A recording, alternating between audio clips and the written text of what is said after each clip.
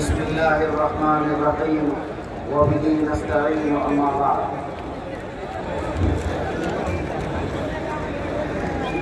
اجلاس کی صدارت فرما رہے مفکر ملت حضرت مولانا احمد ولی فیصل رحمانی صاحب دامت برکاتہم العالیہ، امیر شریعت بہار اڑیسہ و جھارکھنڈ، اسٹیٹ پر رونق افروز تمام ہی معزز حضرات اور اس تاریخ ساز گاندھی میدان کے تاریخ ساز اجلاس کے تاریخ ساز معزز حضرات، آپ حضرات آج جس مدعے پر اور جس مقصد کے لیے یہاں آئے ہیں،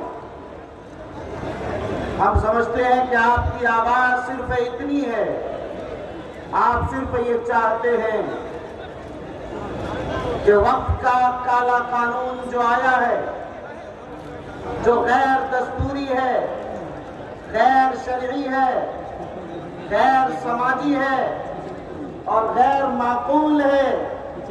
ایسے وقت قانون کے لیے ہم اس وقت تک احتجاج کرتے رہیں گے جب تک یہ کالا قانون واپس نہیں لیا جائے گا۔ کیا یہی آپ کی مراد ہے؟ ہاتھ اٹھا کر بتائیے۔ گاندھی میدان کے اس اجلاس نے اور آپ حضرات نے دلی تک اپنی آواز پہنچا دی اور حکومت کو یہ کہہ دیا ہے کہ ہم لوگ بیٹھنے والے نہیں ہیں، ہم لوگ دبنے والے جھکنے والے لوگ نہیں ہیں، ہم خاموش ہونے والے لوگ نہیں ہیں۔ جب تک یہ قانون واپس نہیں لیا جائے گا، یہ گاندھی میدان کا پروگرام تو ایک ہے مگر یہ سلسلہ جاری رہے گا۔ ہم اپنی جانوں کا نذرانہ تو پیش کر سکتے ہیں مگر ہم اپنے دین اور ایمان کا سودا نہیں کر سکتے ہیں۔ ابھی آپ جانتے ہیں کہ ہمارے نبی نے ہمیں سکھایا ہے، ابو بکر صدیق نے یہ فرمایا اَيُنْقَصُ الدِّينُ وَأَنَا حَيٌّ، دین میں کمی بیشی ہوگی اور میں زندہ رہوں گا، یہ نہیں ہو سکتا ہے۔ امام حسین نے سرفروشی اور سربلندی کے لیے اپنی جان کا، اپنے سر کا نذرانہ تو پیش کر دیا مگر باطل طاقتوں کے سامنے نہیں جھکے گئے۔ اس لیے یہ قوم بھی باطل طاقتوں کی ان مظالم میں سے جھکنے والی نہیں ہے۔ اس لیے آپ حضرات آج یہ پیغام پورے ملک کو یہ دے رہے ہیں کہ ہم لوگ یہ احتجاج درج کرایا ہے، یہ آخری احتجاج نہیں ہے بلکہ حضرت امیر شریعت کی آواز پر،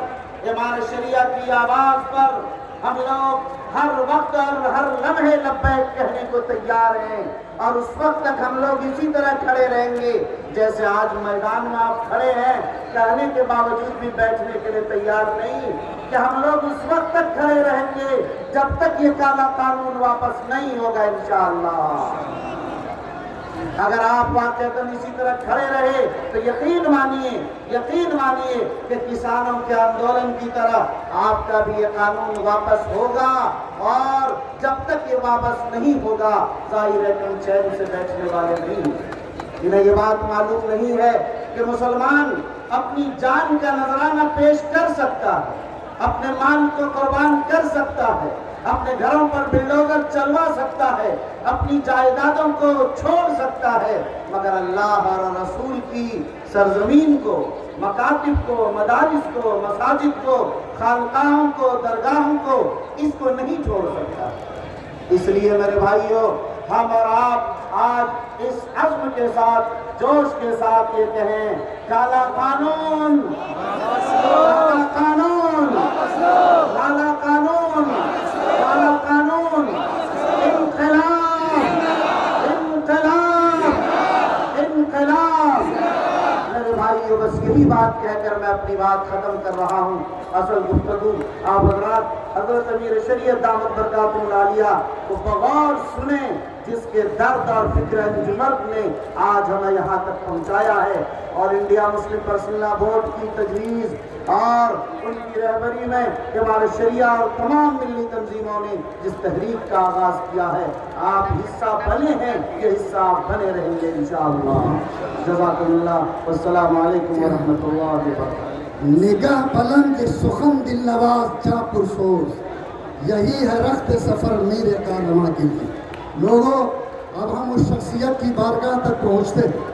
جنہوں نے